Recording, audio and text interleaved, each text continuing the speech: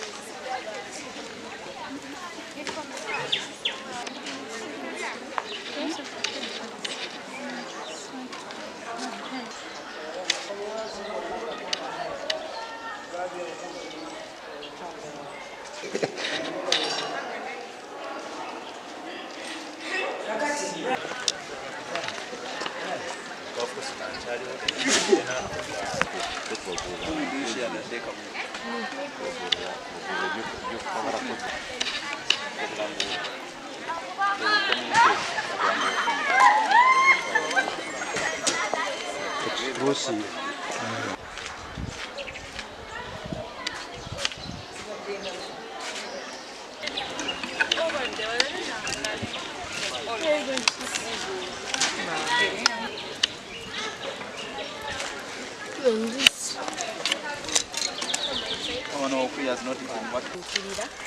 Yatumuyanza nnyo mukama wazza amugizeewo toyanza nnyo toyanjudde tusaba Katonda asisaasire ebintu byaffe bitereere.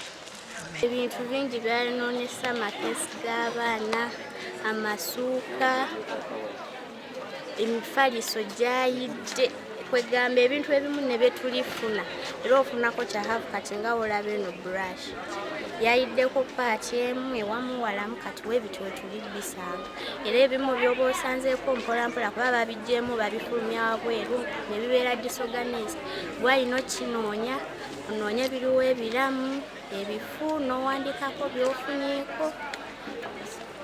Yenze n'amata Judy. Just twabadde mu class tugenda okulaba abaana nabo ne batugamba members fire kati ne tudduka ne tulaba omuliro naye nga tetumanyi nnyo tubyaffe kati nga amablanketi amakeesi ebifaliso baga amabaketi bidomola byagenze Duma mwenna basigaddeyo buli omu aleete kyalina. Abayizi bintu byayidde, ayina ebbaafu, ayina baketi, ayina ekitabo, asobola ekkeesi emu agireete. Tuddize abaana bye baaluuzinze. N'olwekyo tujja kusanyuka nga ffe ba OBs nga mutudduukiridde. Temudduukirire baana bokka abaliwo wabula naffe abaasomerawo. Lino ly'essomero lyaffe bwe lisaanawo tuba tetukyalina buvuna buddo. Neeyanziza nze Bakabulindi Charles. Malungi naddala ng'abaana baakaddamu okusoma ate omuzadde okuwulira nti nno ate essomero ly'abaana liyidde of course wabeerawo obuleraliikirivu. Ngaffe abakulembeze tukubiriza abasomesa abayizi okubeera obwerinde ku biki. Tusaba poliisi enoonyeze ku kyavuddeko omuliro naye nga naffe twongere okwekyekinga tetuteeka nnyo bintu bukandokando obutaala n'okugololera oba okufumbira mu dormitories tubukyegendereze kubanga amasomero olwawo okuwulira nti gayidde mu holiday abaana bamala kudda kitegeeza waliwo ensobi gye tusaanye okuba nga tutunuulira. N'olwekyo tusaba tuseeyo obuvunaanyizibwa ate n'abalina obuyambi ku essomero lya private abazadde akasente bakawaddeyo nga batandika okusoma kati beetaaga okuyambako abalina kabalina nekaba katono mifaliso n'ebirala bikozesebwa n'ebyokulya byonna byonna tubirabe nga byayidde. N'olwekyo tubadduukire tubayambeko ate nga tubasabira bavunike enjega eno. Twabadde tugenze morning preps nga twasoose kuteekako layiti ya klaasi yaffe olwagenzeeko bwe tutule tusome ebitabo. Omwana n'atugamba omuliro guli eno ku ddoobo. Nze nabadde mmanyi oba alimba nesituuka nningizeeko ndaba kikala kya orange nga kiri eno ku ddoobo ne mbagamba gukalabika mataala bamanyi oba bataddeko oba kitooki omuntu yazze n'ekitooki nga kyakeeyo kala. Nagenza okutuuka ku luggi ng'omuliro gwaka nga guyiseemu paka eno waggulu ku mabaati.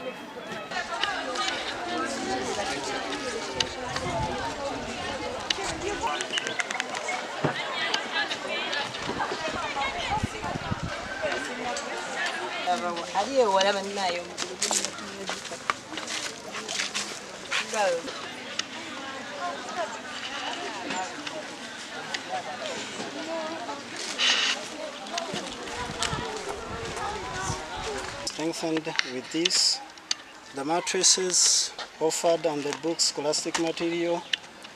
The scholastic materials will all be, they all come in handy. We thank you and we continue to pray. Our parents, I think, should be well strengthened that we shall be okay because of gestures like this. Thank you, and the girls will be fine. Tweyanziza nnyo, tweyanze. Ffe bonna yatugwiriddwa obuzibu ekisolo kyaffe kikutte omuliro. Wabula ekirungi twebaza Omukama abayizi baffe bonna balamu teri afunye buvune bwonna. Tulina omulimu ogw'okozaawo ekisulo ate n'abamu ku bayizi ebintu byabwe ebyonoonebwa naye nga bwe tumaliriza ekyo tujja kutambula bulungi. Twebaza nnyo abantu bonna abadduukiridde enduulu bwe baawulidde. Honorable y'omu ku bo, y'omu ku basoose okutuuka atuwadde emifaliso n'ebikozesebwa mu baana. Tubeebaza Honorable Nambooze omubaka w'abakyala mu mpiki. Ate n'abalala bangi community chairman LC1 yabadde wano, poliisi yatuuse dda, bonna baabaddewo ddala mu budde obwangu ennyo. N'abatuuze abakulembeze mu kitundu bangi batutuuseeko. Twebaza nnyo, twebaliza ddala era twongera okukwasa Omukama abanirire Katonda nga yembeezi waffe kino nakyo tujja kiyitamu. Mwebale nnyo, mwebalire. Kasooka nsaasire abazadde aba St. John's wano e Muduuma olw'enjega eno egudde ku ssomero lyaffe. Manyi kyekitegeeza ng'omuntu alina omwana mu ssomero ate ne bakugamba nti liguddeko obuzibu. Naye twebaza Katonda nti abaana baffe bonna balamu era mbalabyeko. Tufiiriddwa ebintu ebisinga obungi kuba bwe neetegereza ndaba tugenda kuddamu kusereka dormitory. Akasolya konna kali affected.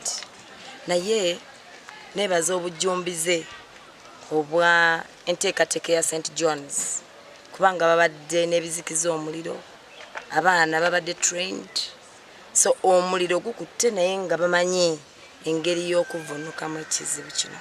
Kale nekitakosa nnyo obulamu bw'abantu. Naye empita buli omu agenda okundaba nti kamukamu gwe muganda, osobola okuba ng'oli eyo ng'olinayo oba omufaliso oba ekitabo oba bensin oba cash. Mbayita muneegatteko tusobole okuba nga tuzaawo ekisulo ky'abaana kubanga lino essomero liri ku musingi gwa bwannannyini. Bazadde be bali esimbidde ne community. So mujje Mukama Katonda ajja baddizaawo.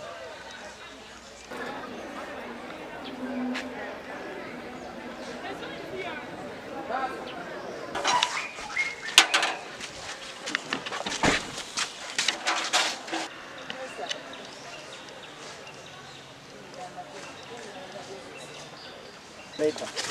Sam, let's have this for now.